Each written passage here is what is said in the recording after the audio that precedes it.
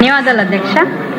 నేడు అమరావతి రాజధాని అంశంపై అమరావతి రాష్ట్ర రాజధాని అనే ప్రతిపాదనపై మాట్లాడే అవకాశం కలగడం నా అదృష్టంగా భావిస్తున్నాను అధ్యక్ష. రాజధాని అనే అంశం ఒకవైపు ఆనందంతో అనేక ఆశలతో మరోవైపు ఉద్వేగంతో నిండిన మనసుతో నేడు ఈ సభ ముందుకు వచ్చింది అధ్యక్ష. రాజధాని అనేది ఆ ప్రాంతానికి మకుటం లాంటిది అధ్యక్ష. శరీరానికి మెదడు ఎలాగో ఒక భౌగోళిక ప్రాంతానికి రాజధాని అలాగే. అది ప్రణాళికలు రచించే, నిర్ణయాలు తీసుకునే మరియు అభివృద్ధిని నడిపించే ప్రధాన కేంద్రం అధ్యక్ష. ఒక్క క్షణం చరిత్రలోకి తిరిగి వెళ్తే మౌర్య సామ్రాజ్య రాజధాని పాటలీపుత్రం, గుప్త సామ్రాజ్య రాజధాని ఉజ్జయిని, విజయనగర సామ్రాజ్య రాజధాని హంపి, ఆంధ్రప్రదేశ్ చరిత్రలో శాతవాహనుల రాజధాని అమరావతి. ఈ ప్రస్తావనకు కారణం అధ్యక్ష, చక్రవర్తులుగా బలమైన రాజ్యాలను పరిపాలించిన వారెందరో ఒకే రాజధానితో ధీటైన పరిపాలన అందించారు అధ్యక్ష. 2014-18 విభజిత ఆంధ్రప్రదేశ్ ఎన్నో సవాళ్లతో, వ్యూహాత్మకమైన నిర్ణయాల అవసరంతో ప్రతిష్టాత్మకమైన రాజధాని అని నిర్మించుకోవాలనే ఆశలతో మన ముందు నిలిచింది అధ్యక్ష. మరి ఆంధ్ర రాష్ట్ర దురదృష్టమో గ్రహచారమో 2019-24లో ఒక బుద్ధిమాంద్య నాయకుని చేతిలోకి పరిపాలన వెళ్ళింది అధ్యక్ష. ప్రతిపక్షంలో ఉన్నప్పుడు ఒకే రాజధాని ముద్దు అని, అధికారంలోకి రాగానే రాజధాని వద్దు అన్న చందంగా 3 రాజధానులు అనే మూడమి ఆలోచన చేసి రాష్ట్ర పరువు అంతర్జాతీయంగా కూడా మంట కల్పిన అవివేకి జగన్మోహన్ రెడ్డి గారు అధ్యక్ష. ఒకసారి ఈ 3 రాజధానులు వికేంద్రీకరణ అనే వికట ధోరణి పర్యవసానాలు పరిశీలిస్తే 3 రాజధానుల ప్రతిపాదన కారణంగా పెట్టుబడులు గణనీయంగా పడిపోయాయి అధ్యక్ష. 2 లక్షల కోట్ల రూపాయల విలువైన 130 పరిశ్రమలు, ప్రఖ్యాత వ్యాపార విద్యా సంస్థలు పొరుగు రాష్ట్రాలకు తరలిపోవడంతో లక్షలాది మంది ఉద్యోగాలు కోల్పోయారు అధ్యక్ష. రాజధానిలో స్మార్ట్ సిటీ నిమిత్తం కేంద్రం కేటాయించిన 1500 కోట్ల నిధులు దారి మళ్లించారు అధ్యక్ష. రాజధాని నిర్మాణం కోసం కాంట్రాక్టర్లు తెచ్చిన మెటీరియల్ను కూడా గత నాయకులు దొంగిలించిన పరిస్థితి చూసాం అధ్యక్ష.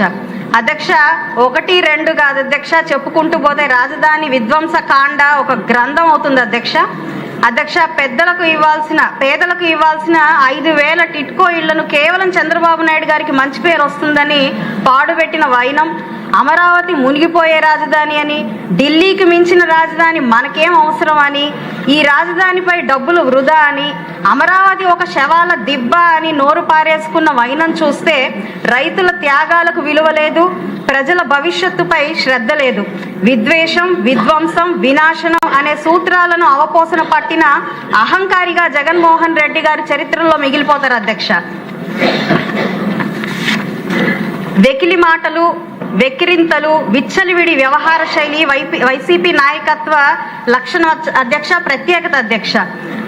మనం చూసుకుంటే 1327లో తుగ్లక్ రాజు తన రాజధాని ఢిల్లీని కాదని దౌలతాబాద్కు మార్చే ప్రయత్నం చరిత్రలో ది ఫేమస్ ఫెయిల్యూర్గా మిగిలిపోయింది అధ్యక్ష.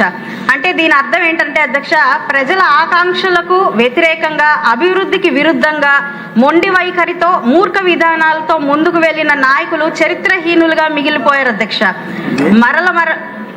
మరల రాజధాని పట్ల ఇలాంటి పరిస్థితులు రాకూడదని నేడు చేస్తున్న ఈ ప్రతిపాదనకు పూర్తిగా మద్దతు ఇస్తూ ఆంధ్ర రాష్ట్ర రాజధాని ముమ్మాటికి ఒకటే అవ్వాలి, అది అమరావతి అవ్వాలి అధ్యక్ష. భవిష్యత్తు తరాల కోసం వేలాది ఎకరాలు త్యాగం చేసిన రాజధాని రైతులకు ఈ అమరావతి అంకితం అధ్యక్ష.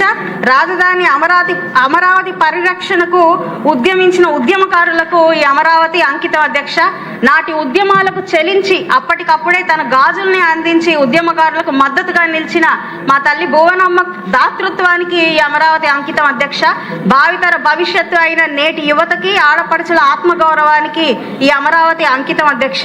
నేడు అమరావతి మన రాజధాని అని చరిత్రాత్మకంగా నిర్మితం అవుతున్న ఈ రాజధానికి మద్దతుగా నిలిచే ప్రతి ఆంధ్రుడికి, ఆంధ్ర రాష్ట్ర ప్రజలకు ఈ అమరావతి అంకితం అధ్యక్ష.